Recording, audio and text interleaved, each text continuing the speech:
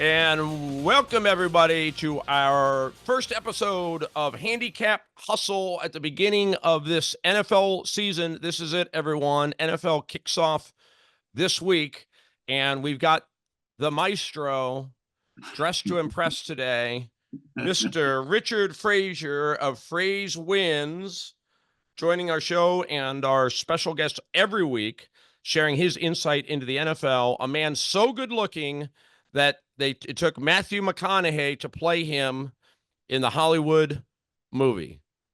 What happened to you? Jim. Nobody's as good looking as you are. Come on.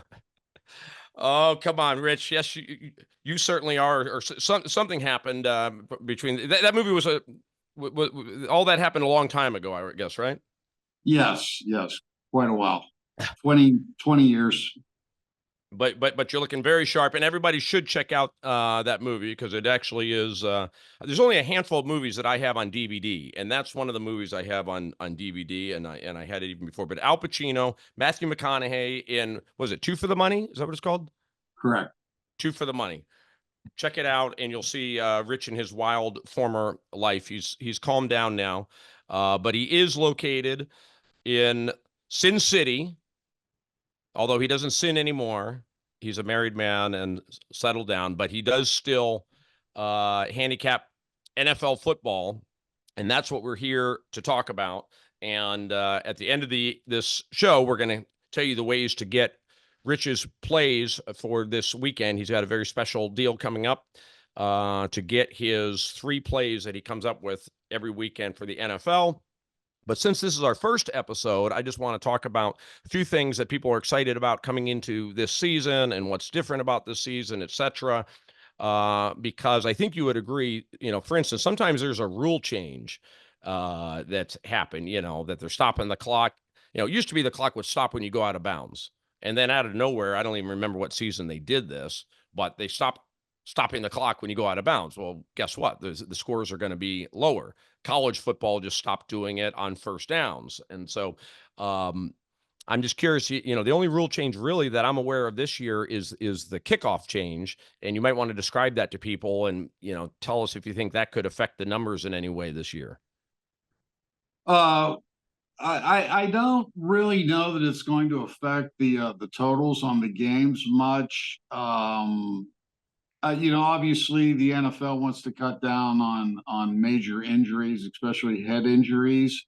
Well, let's describe how it's different, by the way, because I really haven't watched that much preseason, so I really even barely paid attention to it. It looks weird. Yeah. I know that. Well, the guy's still kicking off from he's kicking off from what yard line?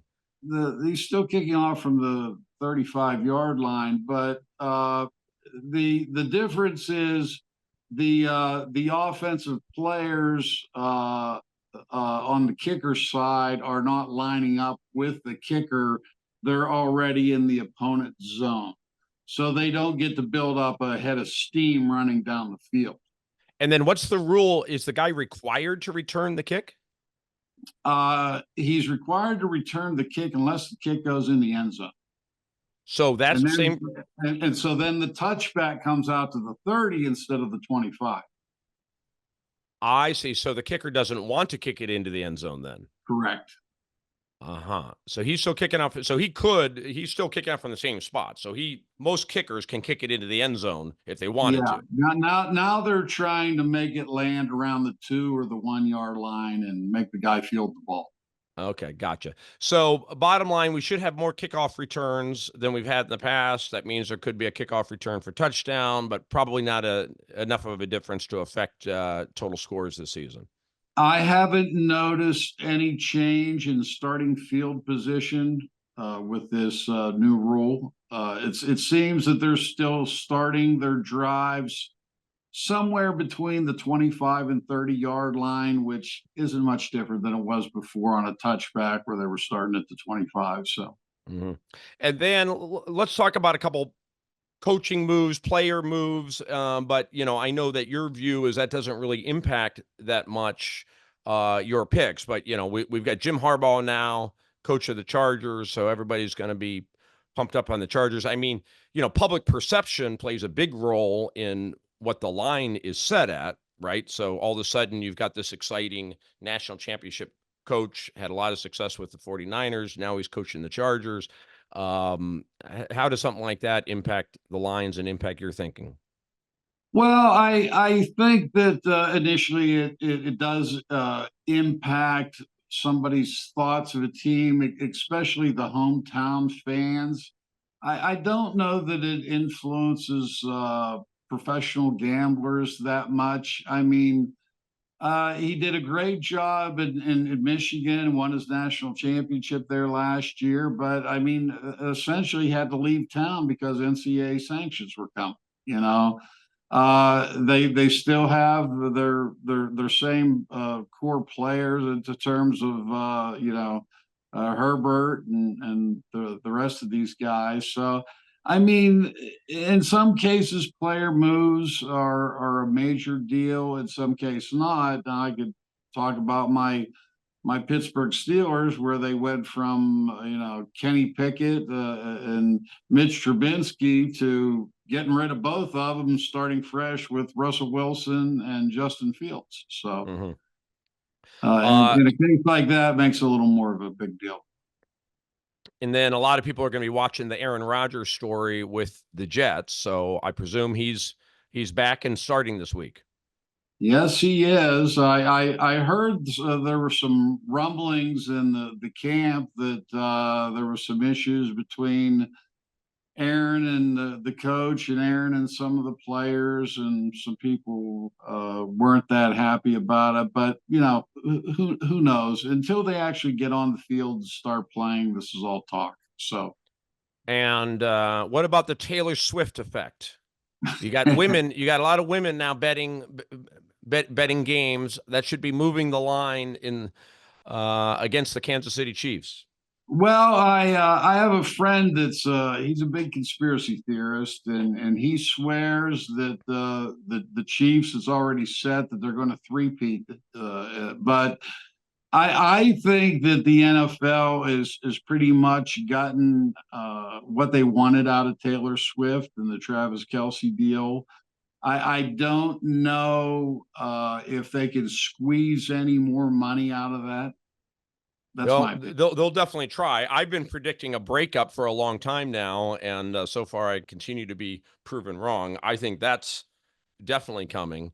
But just to give you an idea of her value, this is just so stunning to me because I'm a big concert guy, big live sports guy also, but also concerts. Literally, the cheapest ticket on StubHub for her concert in Miami, and I think she's doing like 5 shows there at the football stadium. The worst seat behind the stage in the last row, $3,000. And she's doing like 4 or 5 shows in Indianapolis, not a big town. 4 or 5 shows in Indianapolis, and it's like the same thing. The cheapest ticket's like $2,500. This is a phenomenon I have never seen anything like this. Michael Jackson, Rolling Stones, Bruce Springsteen. I mean, nobody's done anywhere close to this.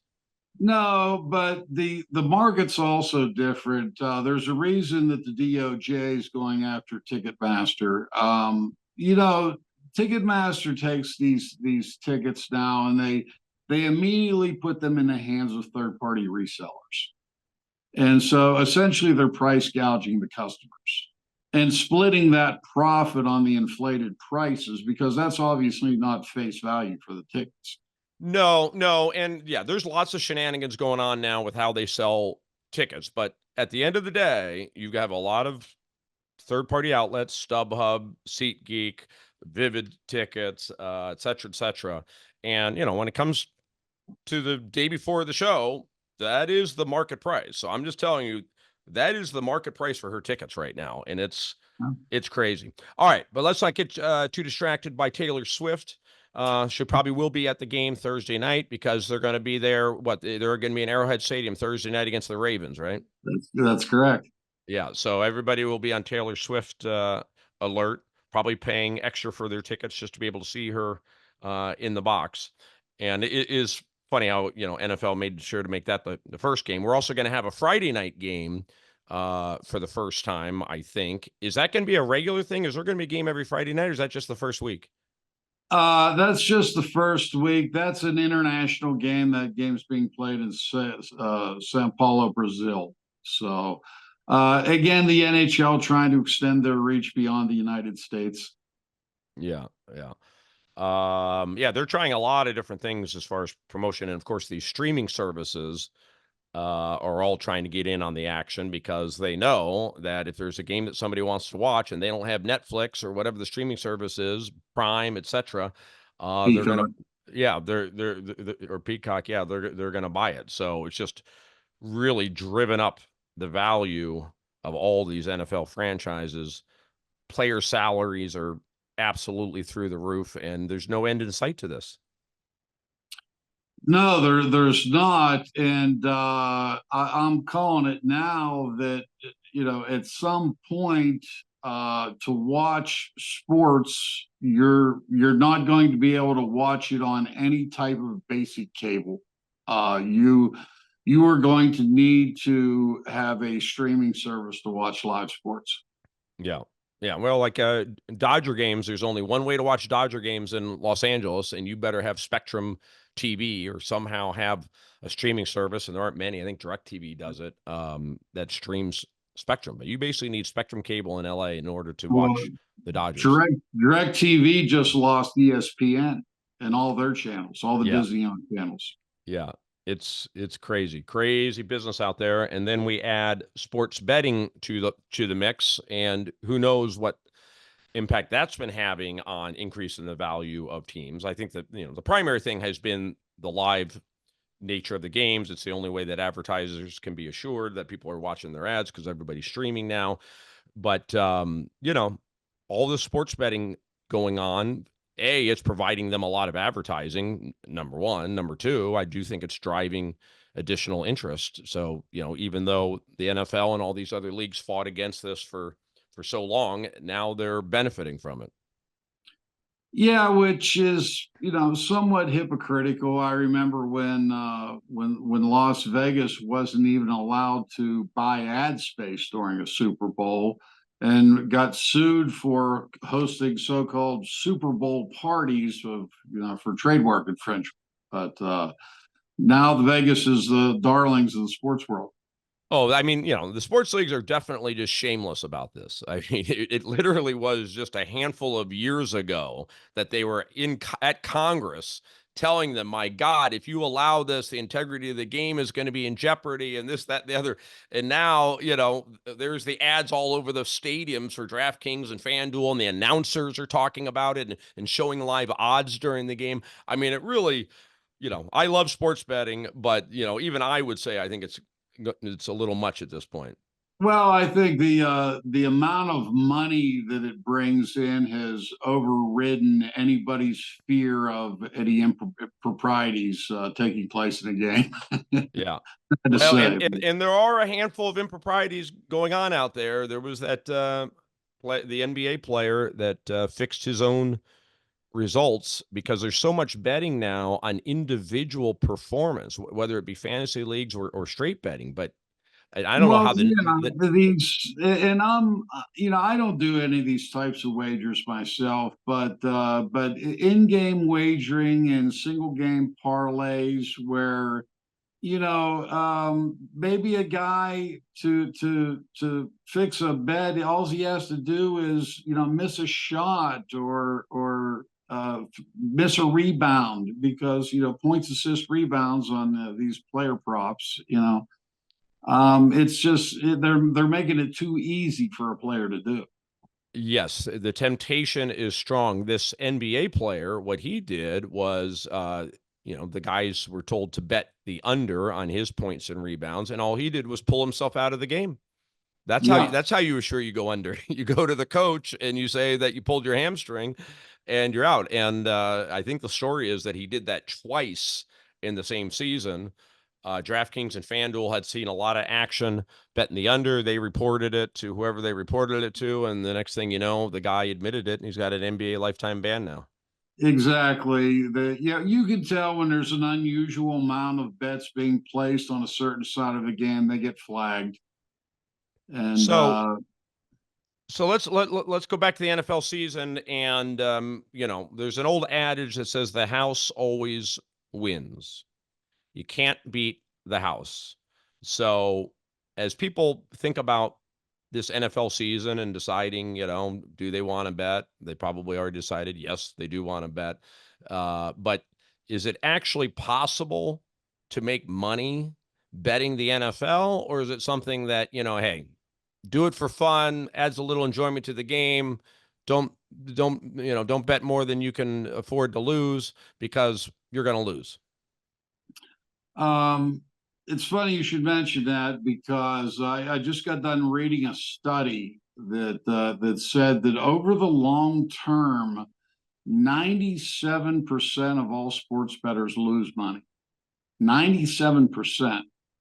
So that means that there's 3% out there that are able to do it. And I mean, I know that the reasons why. Generally, most gamblers, and I don't classify myself as a gambler. I'm probably the most conservative bettor you can find out there. But gamblers are impulsive. Gamblers want to play a lot of games, and these all factor into to why over the long term the house wins money. That's just the way it is. You have to take a different approach to be a winner, and you have to be extremely disciplined.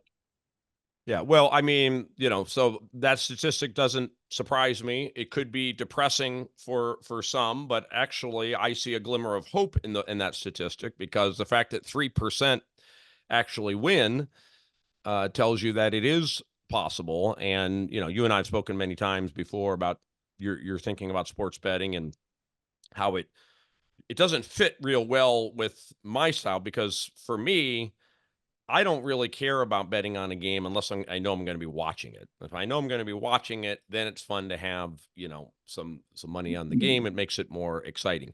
But Whereas I'm the complete opposite, that I could care less about watching a game that I bet on. That when I watch a game, it's because I'm a fan of the sport and the game itself. So. so that's kind of some of the discipline that it takes. That, if you want to do this to win, don't be a casual bettor like I am, betting the Monday night game, betting the Thursday night game, because, there might not be a good play for that game. You got to be willing to bet the games that, perhaps nobody cares about or nobody's watching. And I know that's, you're going through all the games and finding the ones where you think there's an edge at. So why don't you just kind of describe for people high level what your methodology is in determining the three games you're going to bet on. I don't want to talk about this weekend's games yet, but just high level, what are you looking for? What's causing you to bet or to pick a particular game? Well, when I first started out doing this on a professional basis, I had perfected an algebraic equation that would give me certain sides that seem to always have an edge in the number, and that's what it comes down to is having an edge in the number that you're in the game you're betting. But as time has gone on, and the systems, the computers, the technology has become more sophisticated, uh, sports bettors like me that were using algebraic equations had to go to more of an algorithmic approach to determining who was going to cover a game. The difference between an algebraic approach and an algorithmic approach is that algorithms still use the algebra, the math, which is a hard number, but they also use other logistical information that they can quantify and put in their program as well. So I think that's a result of not only the technology, but also the market opening up to the rest of the United States. Logistical information being, give an example. It could be the way people perceive a game, the way the numbers are moving, inverse line moves, the amount of bets being made on a particular team versus the amount of money being bet on a certain team. All these play a factor. And what's kind of your starting point, because you got 16 games. Is there something, the lines are released on Tuesday, I guess. Yeah, my starting point is always the algebra part, the hard math. The hard math will steer me to the side.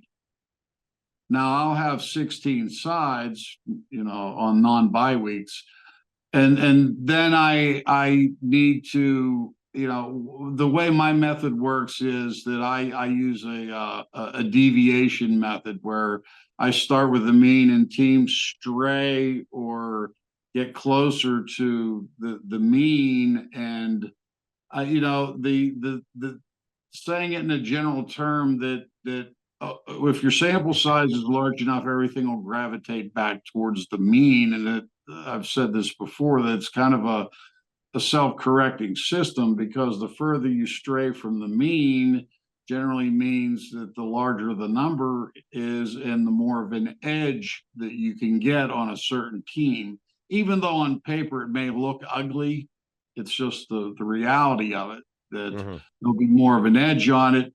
Whereas, a lot of people say, well, it's no different than playing a game of roulette, where or flipping a coin, which is the easiest example, where you say, well, I flipped 5 heads in a row, I'm due to flip a tails, right? Well, no, each of those flips are completely independent of one another.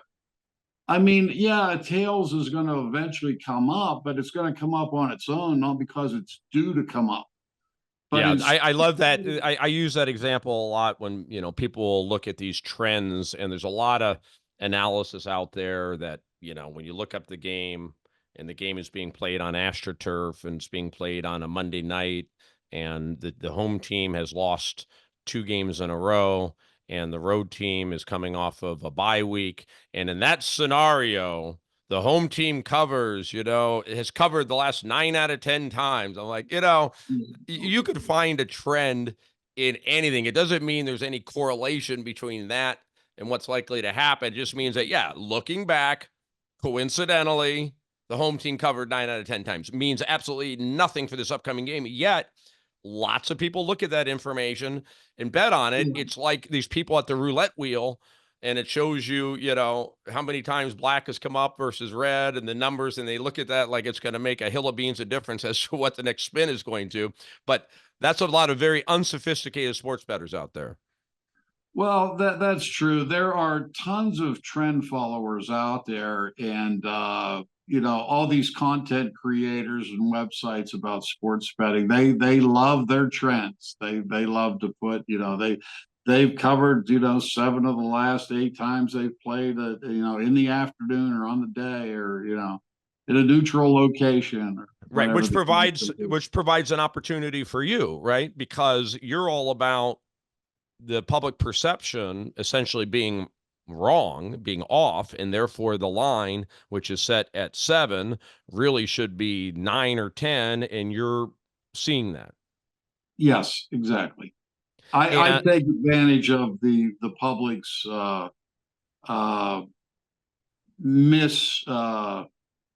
giving of information. Right. And typically, how far off is the line that's set from where your math tells you it should be when it's like one of your big bets? Is it a 1 point off, 3 off? Well, my system doesn't measure it in terms of like point spreads, like, well, the point spread's 6, but my numbers say it should be 8. My system measures it in terms of deviation, which isn't relatable to a point spread. It just shows me which teams are more likely to correct and get closer to the mean. Okay. Yeah, and to be clear, you're not picking games where you're saying, "Oh my gosh, the line's 7, but these guys are going to blow them out. This isn't going to be close. They're going to win by 21." This is all really in the margins, and because you're just trying to get enough of an edge to go to win, 55, 60% of the games, right? Exactly. Yeah. That's So, all you can do. At best, you go into every game with an edge, and hopefully, and fortunately for me, that edge, the value in that edge has been pretty close to 65% over the long term. yeah. No, I know your track record, and I watched it through last season, and I know that you do well in excess of that 55% number. But there have been times when I've seen your picks and the team gets blown out by, like 35 points. I'm like, Jesus, this guy sucks. I mean, yeah, I know in general he wins, but how the hell could he have been so wrong on this particular game? Yeah, there's no such thing as being so wrong or so right. It's all the same. A loss is a loss, whether it was by 1 point or by 30 points. Yeah, I know, but it does make you look kind of silly though when you do have that one game it's one of your top 3 picks, even if you won the other 2 picks, but the one you lost by 35 points, I'm like, Jesus, what's wrong with this rich guy?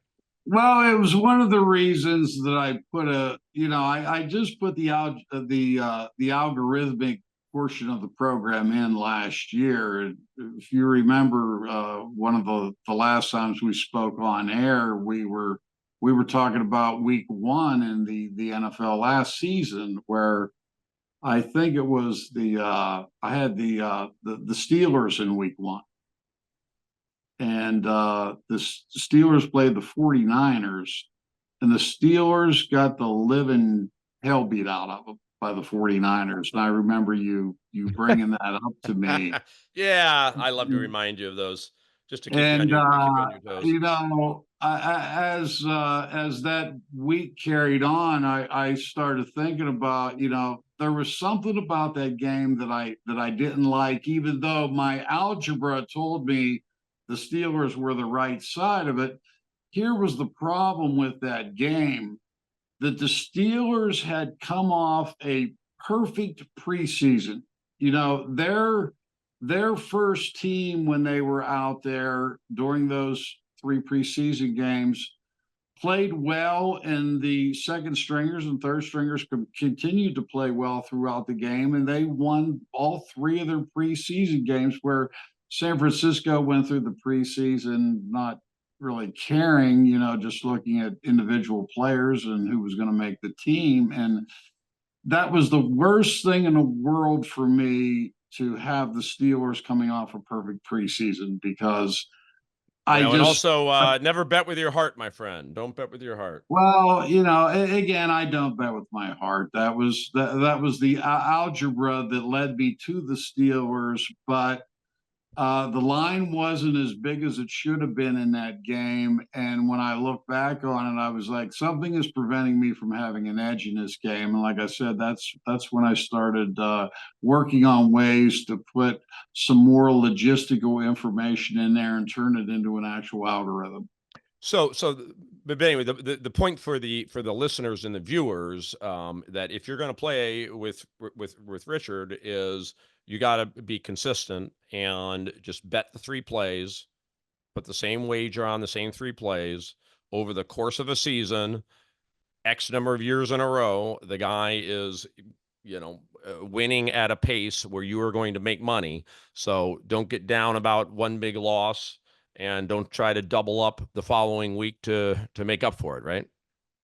Yeah, I mean, we had talked about unit values, and you told me your strategy at the blackjack table, and yeah, I mean, my general rule of thumb is, at the beginning of the season, figure out what your unit value is and what you're comfortable to bet, and use that number, all season long, including the Super Bowl. The Super Bowl is no more important than the game in week one. But if there was ever a time that you did want to vary your wager and increase it It would be when my mathematical numbers were behind the curve. Say through week 6, 18 games. Let's say I was 8-8 at that point. At that point, if you were thinking about raising your wager, because I'm behind the curve and we got some games under our belt, I would say, yeah, if you want to raise your bet 50%, whatever, then, this would be the time to do it. Whether you want to, because you're even at that point, whether you want to keep that as your new unit value, that would be fine, or whether you want to get your win back and jump back to your normal base level bet, then that would be fine as well. But Okay, yeah, well, you're going to be. Sorry, we're just running short on time, so I want to make sure that we talk about a couple games this coming weekend and let people know that they're going to be able to see your 3 picks on Substack. And according to our producer Todd, there's something you can click on right now to get to that. But if you don't see the click on, it's going to be Phrase Wins, FRAZWINS, Phrase Wins on Substack, where you'll be able to get his 3 picks for this weekend. And what are we doing? Are we doing free picks for the first week? Is that the plan? Or are we charging? I will have to talk to the producer about that. I'm not sure how the Substack is set up, and I All believe right. it's If we handicap. can set it up for free, we're going to give him for free. So go check out his Substack, and I think we should give the first week for free. So go check out his Substack. If not, I know it's extremely modest price, because I know what handicappers charge, and Rich's price is significantly less than everybody else. I think you're going to go $24.99 a week for the 3 picks. I believe that's what we discussed. Yes. Yeah. So, all right. So let's talk about at least one game for this weekend that you've been analyzing, because I want to give people kind of a little bit of insight into how you look at a game. So let's pick a game you want to tell us how you're analyzing. Well, why don't we talk about the first game of the season? Everybody will be watching it. The Baltimore Ravens at the Kansas City Chiefs. Okay. Now, this is not one of my 3 main bets this week. I just wanted to preface this with saying that. The Chiefs opened months ago as the 3-point favorite. They're still -3 in this game. Books are reluctant to come off of key numbers like 3 and 7, especially 3. And I have look a at the question about that that I've been meaning to ask you. You just said that if the line is at 3, it's going to take a lot for a book to move it off of the 3 to 3.5 or 2.5.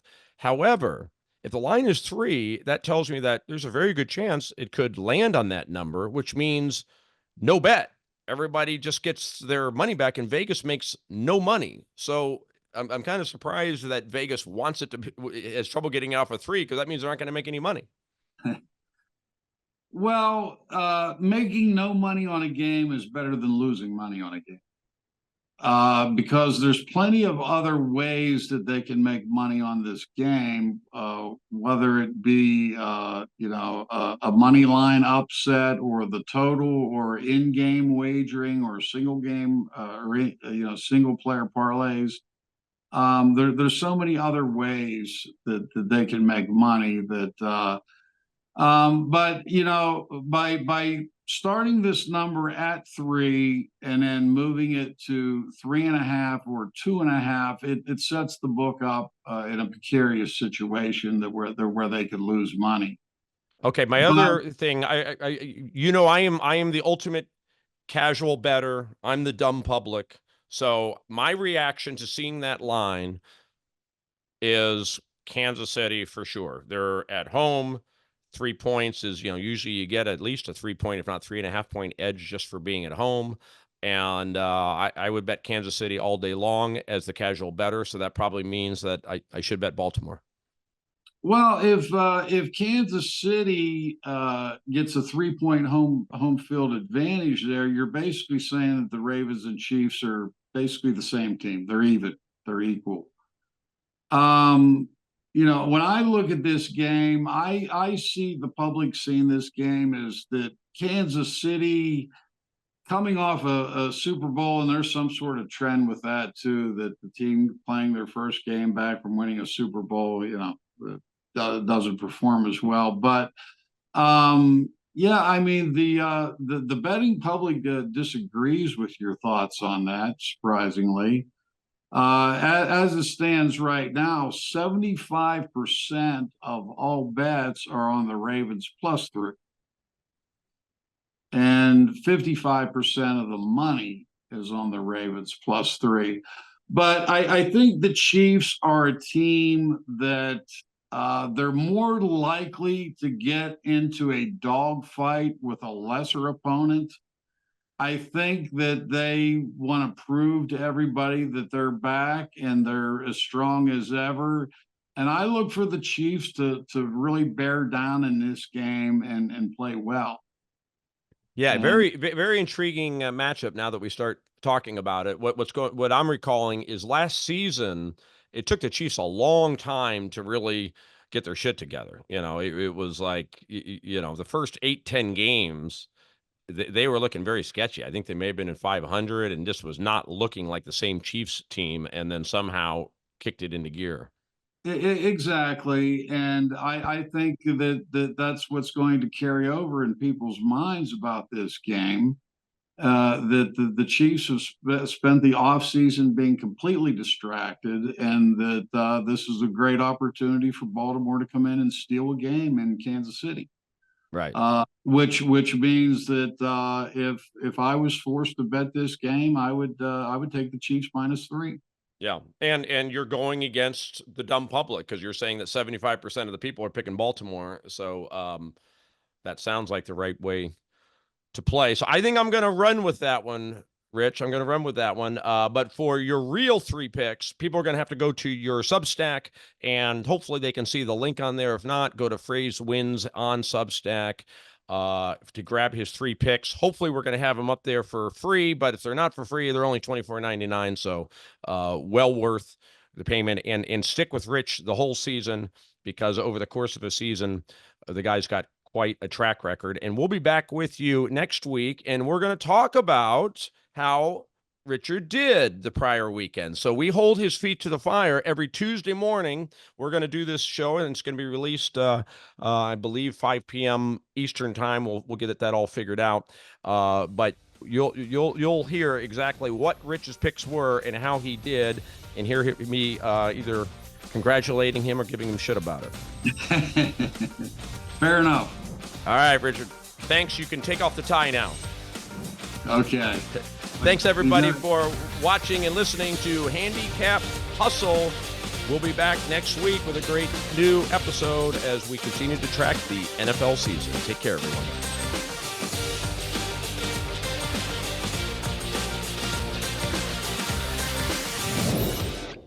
Oh, sorry, Rich. I just got Todd in my ear. He told me it's not Phrase Win. Sorry, everybody. Go to Handicap Hustle. That should be the link that you see on your screen. And if you're listening to us on podcast, it's Handicap Hustle, the name of the show. Handicap Hustle. Find it on Substack for Rich's 3 picks this weekend. Okay, everybody. We'll be talking to you again next week.